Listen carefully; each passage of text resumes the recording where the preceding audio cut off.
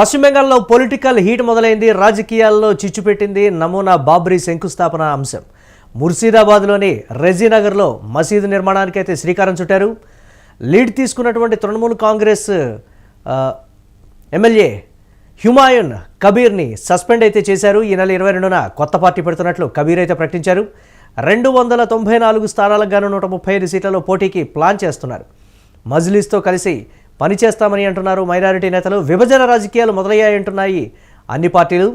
Trinamool, BJP, Congress నేతల మధ్య పరస్పర విమర్శలు అయితే చోటు చేసుకుంటున్నాయి. ప్రస్తుత పరిణామానికి సంబంధించి మరిన్ని అప్డేట్స్ మా కరెస్పాండెంట్ కిరణ్ అందిస్తారు. కిరణ్, పశ్చిమ బెంగాల్లో ఏం జరుగుతుంది?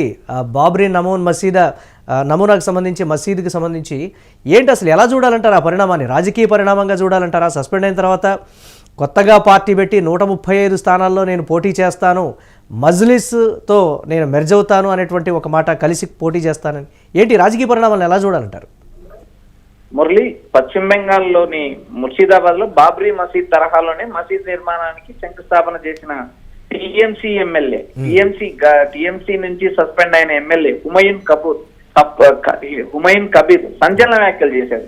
ముఖ్యమంత్రి మమతా బెనర్జీ వచ్చే ఎన్నికల్లో 4వ సారి ముఖ్యమంత్రిగా అధికారంలోకి రాకుండా చేస్తామని హెచ్చరించారు.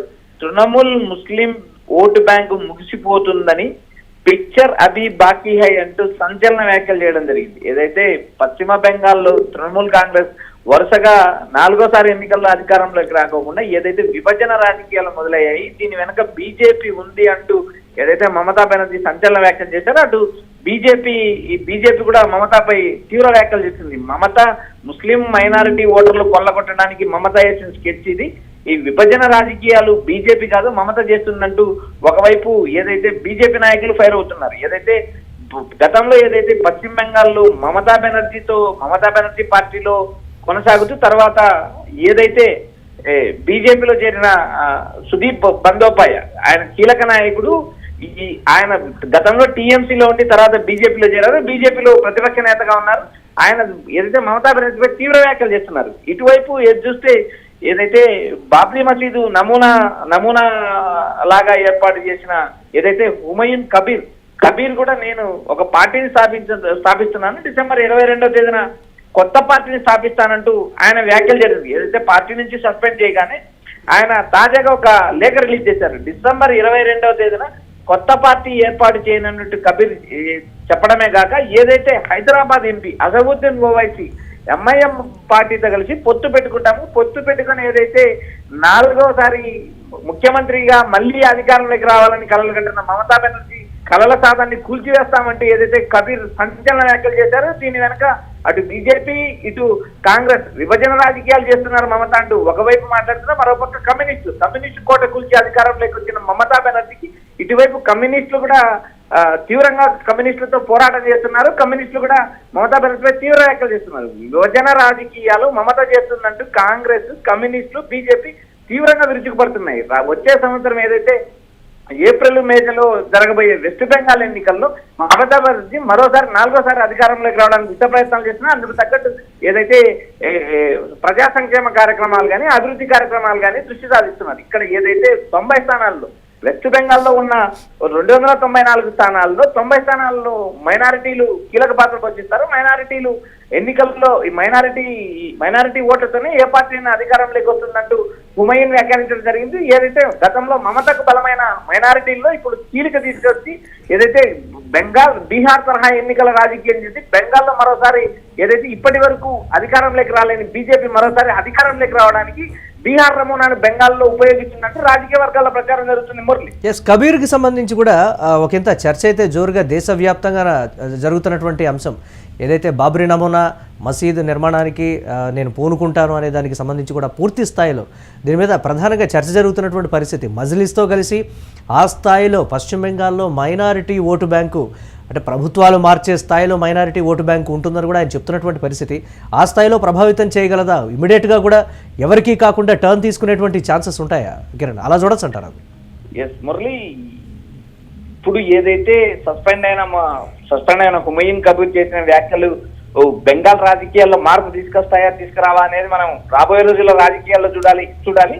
ఏదైతే ఆయన చేసిన పొత్తు వ్యాఖ్యలు వచ్చే ఎన్నికల్లో ఏదైతే బెంగాల్లో 294 స్థానాల్లో 137 స్థానాల్లో తమ అభ్యర్థులు నిలబెడతాము, ఇది రాష్ట్రంలో గేమ్ చేంజర్ అవుతుందంటే ఆయన వ్యాఖ్యలు చేశారు. ఏదైతే విభజన రాజకీయాలు, ఏదైతే బీజేపీ పోలరైజేషన్ లో భాగంగా ఏదైతే మైనారిటీ ఓట్లు బీజేపీకి పడే అవకాశాలు దాదాపు స్పష్టంగా ఉండవు.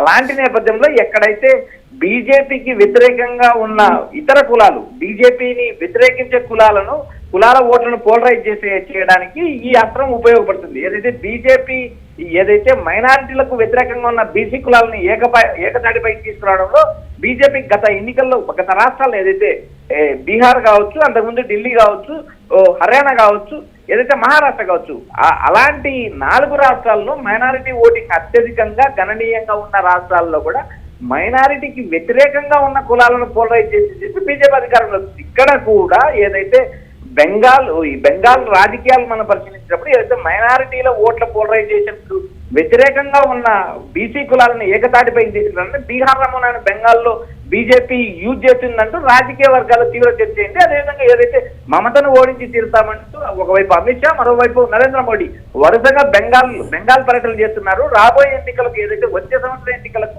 ఇప్పటి నుంచే వాళ్ళు ఏదైతే క్షేత్రస్థాయిలో ఆర్ఎస్ఎస్ సంబంధించిన కీలక నాయకులు గ్రామాన పర్యటిస్తున్నారు. ఓట్ పోలరైజేషన్ ఎలా చేయాలి, బూత్ స్థాయిలో ఎలా ఉంది, ఏదైతే వాళ్ళకి సంబంధించిన శిక్షణ కార్యక్రమాలు ఆయా ప్రాంతాల్లో కూడా బీజేపీ వ్యూహరచన చేస్తుంది. వచ్చే ఎన్నికల్లో ఖచ్చితంగా ఏదైతే మమతా బెనర్జీని ఇంటికి పంపిస్తామంటూ ఒకవైపు నరేంద్ర మోడీ, మరోవైపు అమిత్ షా కీలక ప్రకటనలు చేస్తున్నారు. మురళి, నమూనా బాబ్రీ అనేటువంటి అంశం వచ్చే రాజకీయాలు అంటే దానికి సంబంధించి వచ్చే ఎన్నికలకు సంబంధించి ఎంతవరకు ప్రభావితం చేయగలిగినటువంటి అంశం అనేది కూడా ఒకంత జోరుగా చర్చ జరుగుతోంది కదా కిరణ్, దానికి సంబంధించి ఏంటి అసలు? మురళి, రాజకీయాల్లో ఒక అంశాన్ని ఏదైతే నమూనా బాబ్రీ అంశాన్ని పరిగణలోకి తీసుకొని బెంగాల్ రాజకీయాల కీలక పరిణామాలు చోటు చేసుకుంటాయని ఇప్పటికిప్పుడు చెప్పలేని పరిస్థితి. ఎందుకంటే ఆయా రాష్ట్రాల్లో ప్రభుత్వాలు మారేటప్పుడు కొత్త నాయకత్వాన్ని కోరుకుంటారు. ఇప్పుడు ఉన్న పరిస్థితిలో బెంగాల్లో కమ్యూనిస్టుల కోటలు పూర్తిగా ధ్వంసమయ్యాయి, కమ్యూనిస్ట్ కోటలు బద్దలయ్యాయి. ఏదైతే కాంగ్రెస్ కమ్యూనిస్టులు కలిసి పోటీ చేస్తే ఏదైనా కొంత ప్రభావం చూపే అవకాశాలు ఉన్నాయంటూ బెంగాల్ రాజకీయాల్లో ప్రచారం జరుగుతుంది. మరోపక్క ఏదైతే టీఎంసీ ఒంటరిగా పోటీ చేస్తుంది, అటు కాంగ్రెస్ ను కలుపుకునే పరిస్థితి లేదు. ఎందుకంటే మొన్నటి వరకు ఇండియా కూటమిలో ఉన్న మమతా బెనర్జీ వరుసగా కాంగ్రెస్ పార్టీతో కలిసి పోటీ చేసిన పార్టీలు, ఫర్ ఎగ్జాంపుల్ బీహార్ కావచ్చు, బీహార్ ఎన్నికల్లో కూడా ఏదైతే కాంగ్రెస్ పార్టీకి ఘోర ఓటమి వచ్చింది. ఏదైతే అనుకున్న స్థానాలు రాలేదు, 61 సీట్లలో పోటీ చేసి కేవలం కాంగ్రెస్ 5 స్థానాలు పరిమితమైంది. ఇలాంటి నేపథ్యంలో కాంగ్రెస్ తో ఏదైతే మమతా బెనర్జీ పొత్తు పెట్టుకొని పోటీ చేసే అవకాశాలు దాదాపు లేవని ఇప్పటికే రాజకీయ వర్గాల్లో ప్రచారం జరుగుతుంది. ఆమె కూడా క్లారిటీ ఇచ్చారు, తాను ఒంటరిగా పోటీ చేస్తాను, 294 స్థానాల్లో తన పార్టీ నేరుగా అటు బీజేపీని కానీ ఇటు కమ్యూనిస్టులు కానీ కాంగ్రెస్ పార్టీని ఎదుర్కొంటుందంటే ఆ ప్రచారం చేస్తుంది. ఇక్కడ ఏదైతే ఇప్పుడు తెచ్చిన హుమయూన్ బాబ్రీ నమూనా కేవలం అది మైనారిటీలో ఓట్ల పోలరైజేషన్ చేసడానికి ఒక ఎత్తుగా భావించవచ్చు. కేవలం బాబ్రీ మసీద్ నమూనాను బేస్ చేసుకుని మైనారిటీలు అటు హుమయూన్ వైపు వెళతారని కూడా చెప్పలేని పరిస్థితి.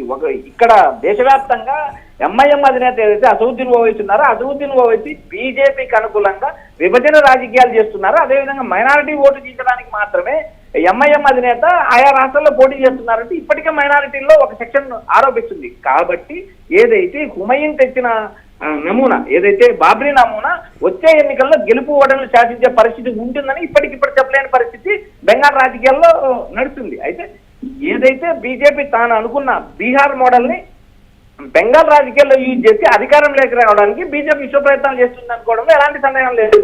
Right, thanks for updates Kiran. ఇక రాజకీయాల్లో నమూనా బాబ్రీ శంకుస్థాపన అంశం అనేది చిచ్చుపెట్టినటువంటి సిచ్యువేషన్ ఉంది. ముర్షిదాబాద్లోని రెజీనగర్లో మసీదు నిర్మాణానికి అయితే శ్రీకారం చుట్టారు. అయితే ఈ అంశానికి సంబంధించి లీడ్ తీసుకున్నటువంటి తృణమూల్ సస్పెండ్ కబీర్ ఎమ్మెల్యే కబీర్ని అయితే తృణమూల్ కాంగ్రెస్ అయితే సస్పెండ్ చేసినటువంటి పరిస్థితి ఉంది. అక్కడ మైనారిటీల అంశం అయితే చర్చకు వస్తున్నటువంటి పరిస్థితి ఉంది. ఈ నెల 22న కొత్త పార్టీ పెడుతున్నట్లు కూడా కబీర్ అయితే ప్రకటించారు. 294 స్థానాలకు గాను 135 సీట్లలో పోటీకైతే ప్లాన్ చేస్తున్నారు. మజ్లిస్తో కలిసి పనిచేస్తామని కూడా మైనారిటీ నేతలు చెప్తున్నటువంటి పరిస్థితి. ఇప్పటికే విభజన రాజకీయాలు మొదలయ్యాయంటూ కూడా అన్ని పార్టీలు కామెంట్స్ చేస్తున్నటువంటి బ్రేకింగ్ న్యూస్ చూస్తున్నాం.